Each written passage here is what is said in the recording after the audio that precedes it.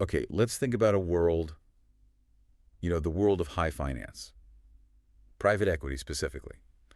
For, gosh, decades, maybe longer, it's had this image, right? Definitely. Handshake deals, closed networks. Yeah, and let's be honest, a lot of Excel spreadsheets. Uh-huh. Now, picture that entire world going through this huge, fundamental change, not like way off in the future, but right now, set to look totally different in just a few years by 2030. It really does feel like more than just an upgrade. It's like a seismic shift. We've been looking at some fascinating source material on this, Right. and it paints this picture of the industry moving away from all those, well, traditional methods Towards what, though? towards something really driven by algorithms, by automation. Yeah. Entirely new ways of working, actually. Exactly. We've got these sources, and they detail this massive transition. So our mission, really, in this deep dive is to unpack it. Okay. What's fundamentally changing, what tech is behind it, Yeah. who are the kind of new players showing up, and maybe the big one. Why does this matter to you listening? Yeah. We're talking about a complete reimagining of how value gets created, how it's measured, even how it's extracted in these markets. And the speed it's pretty striking. We'll get into things like the incredible jump in AI adoption Yeah. and this thing called tokenization, which sounds complex but could actually open things up. Right, make it more accessible. Potentially, yeah. And even who's investing is changing. So, Yeah. getting informed on this, it feels pretty essential, honestly. It looks set to define what finance looks like next. Okay, let's definitely unpack that. The data we're seeing, it makes it crystal clear. The old private equity way of doing things, Right. it's becoming obsolete and really fast. Mm-hmm.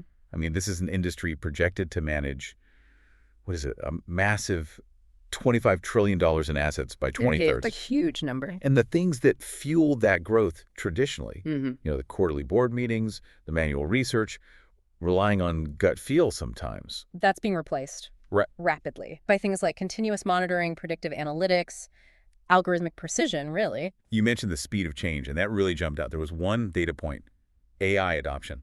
Yeah, that was amazing. It surged among PE firms from, 47% to 82%. 1 year.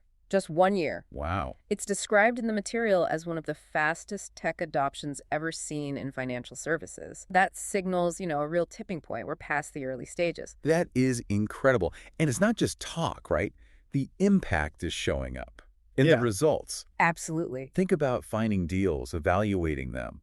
A traditional firm might take, say, 3 months to find and check out an investment. Right, the old way. But these tech-enabled firms, they're doing it in weeks. Weeks? How? Well, they're using these AI-powered screening platforms, sifting through just exponentially more data. And the accuracy of due diligence, too. That's another big one. Totally. It apparently shoots up dramatically from maybe 75% accuracy traditionally Which sounds okay, but to over 92% for firms using machine learning models.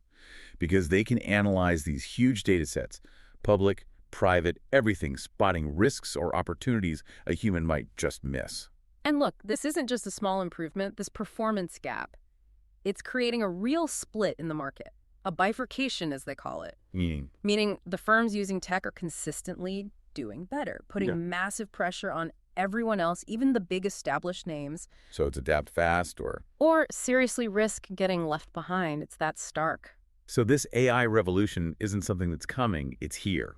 It's central to how things work now. It really is. Algorithms are digging into everything.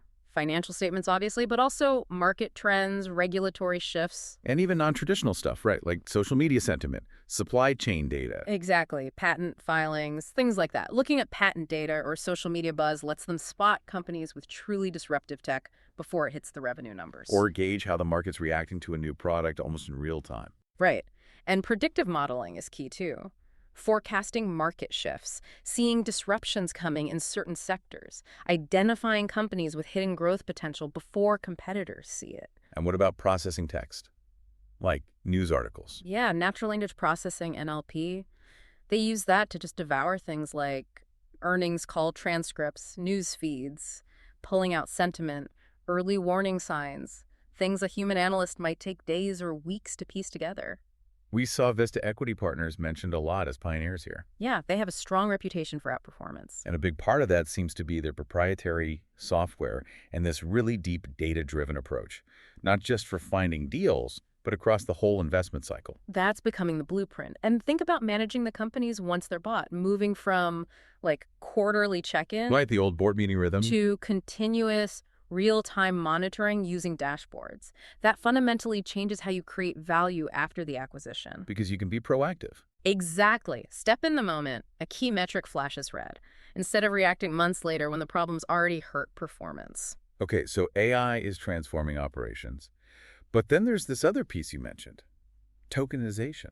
This sounds potentially even more revolutionary. It really could be. The data we looked at suggests this could fundamentally change who gets to invest in private equity, make it more democratic. How so? What does the data say? Well, Citi, for instance, projects that tokenize PE assets could hit $0.7 trillion by 2030. Okay, $0.7 trillion. How big is that relative to the whole market? It's still a fraction of the projected $25 trillion total, definitely, but it's a significant shift from basically zero today. So what is tokenization, in simple terms? It basically means converting ownership stakes in private companies or in the funds themselves into digital tokens, recorded on a blockchain. Okay, and why is that revolutionary? Because it allows for fractional ownership. Think about it. Historically, you needed millions, often tens of millions, to get into a top private equity fund. Right, it's been an exclusive club. Tokenization could potentially let people invest much smaller amounts, opening the door to millions of new investors. And this isn't just some future dream. No. Major players like Goldman Sachs, they're already experimenting with blockchain platforms specifically for private assets. What are they hoping to achieve? The goals seem pretty clear.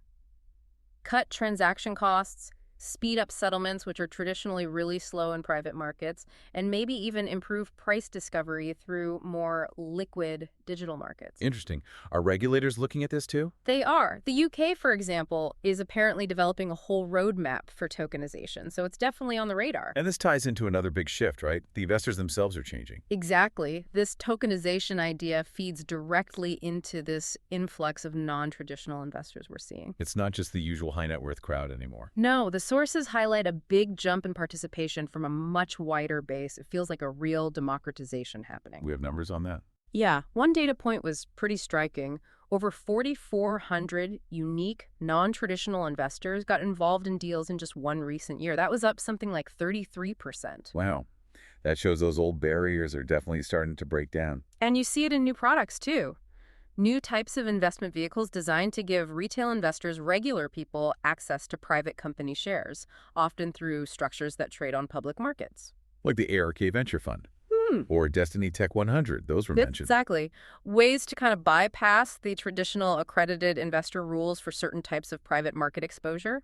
And layered on top of all this, there's this huge intergenerational wealth transfer happening. Massive. An estimated $18.4 trillion by 2030. And the younger generations getting this wealth, they often invest differently, don't they? Yeah, often more interested in tech, maybe social impact, and definitely more comfortable with these alternative or digital investment structures. Plus, you have family offices becoming huge players.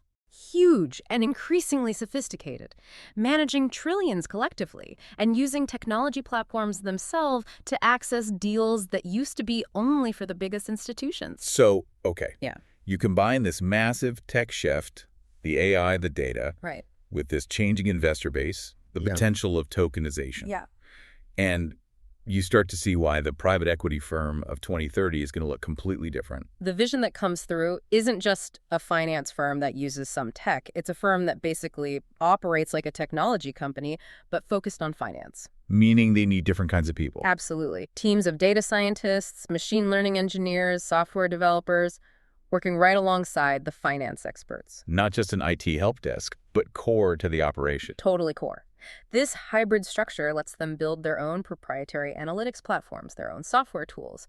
That gives them a unique edge competitive advantage through tech innovation, not just financial cleverness. We mentioned Vista's model again here. Yeah, they're a prime example. But we also see firms like KKR setting up dedicated tech teams, Apollo actively building out these hybrid strategies. It's becoming mainstream for the leaders. And the idea is that this tech-driven operational excellence, it leads to better returns. That's the bottom line. Firms using advanced analytics, automated processes, they're seeing faster deal execution, more accurate valuations because they're looking at better, deeper data. And better performance from the companies they actually invest in. Yes, because they can implement data-driven operational improvements much more effectively. And of course, better performance attracts more capital. It creates this virtuous cycle. And this tech integration, it's not just for finding the deals at the start. No, it runs through the whole life cycle. You see AI-powered systems for continuous compliance monitoring, digital platforms for real-time communication and data sharing with the portfolio companies, automated reporting. It touches everything. Which means the whole model for how they create value is shifting too. Fundamentally. Traditionally, PE value creation often relied heavily on, financial engineering, leverage, maybe aggressive cost-cutting. The classic playbook. Right. The new model puts much more emphasis on driving actual growth within the companies they own, using technology adoption, using data to make operations excellent, using insights from data to drive product innovation. There was a really compelling case study mentioned.